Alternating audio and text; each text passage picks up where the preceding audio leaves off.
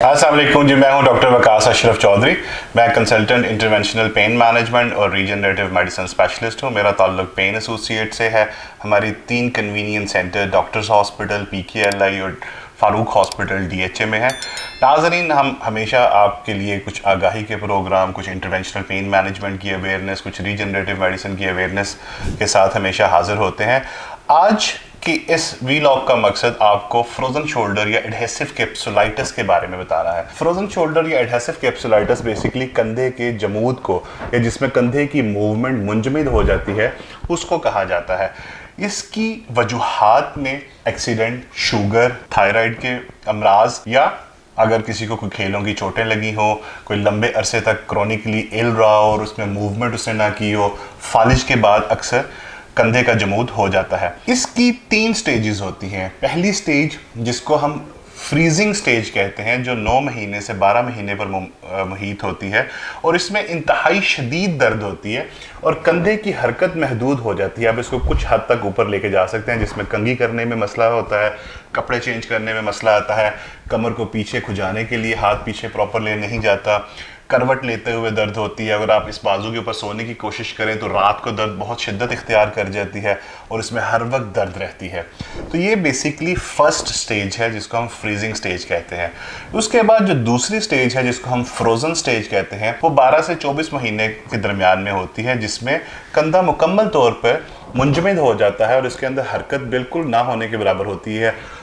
अगरचे इसमें दर्द की शिद्दत कम होती है, लेकिन मरीज़ को कोफ्त होती है कि वो अपना कंधा हिला नहीं पा रहा, उससे कोई काम नहीं कर पा रहा, उसको लिखने में, उसको हैंग करने में, उसको कंघी करने में और कपड़े चेंज करने में मसला है। और अगर ख़ास तौर पे अगर इसका कोई ट्रीटमेंट ना किया जाए, या अद्वियात ले रहे हैं या फिजियोथेरापी करवा रहे हैं, तो समहाउ ये थर्ड स्टेज में, जिसको हम थॉइंग स्टेज कहते हैं, इसका जमूद ऑटोमेटिकली ख़त्म होना शुरू हो जाता है और ये हरकत की तरफ वापस आना शुरू हो जाता है। इन 3 स्टेजेस में चूँकि खातर खा एक लंबा अरसा है और मरीज़ इतनी एगनी में होता है कि उसका ट्रीटमेंट करवाना चाहिए उसको, सो दैट कि वो इस अरसा की एगनी से और इसकी दर्द से बाहर निकल सके और उसकी शख्सियत पे असर ना पड़े और उसकी क्वालिटी ऑफ लाइफ कंप्रोमाइज़ ना करे। इसमें सबसे पहले तो वो वजह जिसकी वजह से ये प्रॉब्लम आ रही है, उसको अंडरलाइन कॉज को रिकग्नाइज करना और उसको ट्रीट करना। फॉर एग्जांपल, अगर शुगर की वजह से है तो शुगर को कंट्रोल करना, अगर किसी एक्सीडेंट की चोट की वजह से है तो उसको हील अप करवाना, अगर थायराइड के मसाइल की वजह से है तो थायराइड को ऑप्टिमाइज़ करना, इन वजूहात को कंट्रोल करना। इसके साथ दर्द की अद्वियात, फिजियोथेरापी जिसमें इसकी रेंज ऑफ मोशन को वापस लेके आना।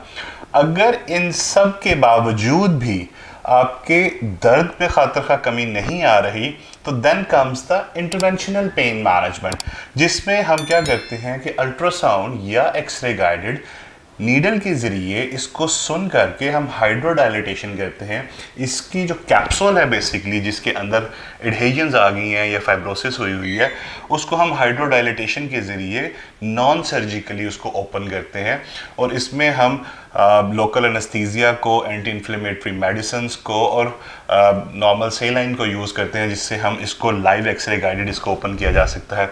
इसमें हम कुछ ख़ास चीज़ों में, अगर उसमें सुप्रास्पाइनेटस का टीयर आ रहा है या कोई मसल टीयर है, तो उसमें हम PRP, एक्सोसोम या ऑटोलोगस स्टेम सेल थेरेपी भी कर सकते हैं, सो दैट कि उसके पट्टे की भी हीलिंग जल्दी हो सके। तो ये वो मिनिमली इन्वेसिव पेन मैनेजमेंट के प्रोसीजर हैं, जो अगर आपको क्रोनिसिटी में पेन जा रही है तो उससे खातिर का फ़ायदा लिया जा सकता है।